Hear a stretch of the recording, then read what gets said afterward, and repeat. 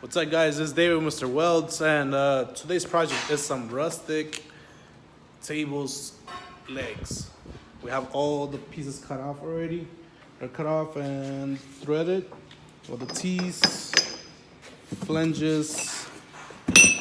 But first I need to make a jig, so this piece fits in perfectly, or near as perfect, and that way we just don't have to measure all the time. We're gonna set up right now the tripod, and we're gonna make a time-lapse video for you guys. Thank you. Stay tuned. Peace out. So this jig, it did really help me a lot, but it helped me on one measurement, on the length in total.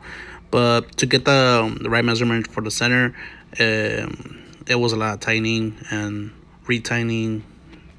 But it helped out, worked out. What's up, guys? So after 2 days, we're done, actually done with all the legs for the tables. These are it.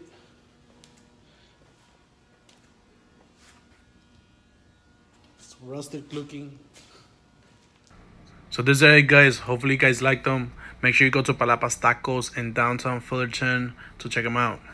And make sure you follow me, Instagram, Facebook, Mr. Welds Welding Shop.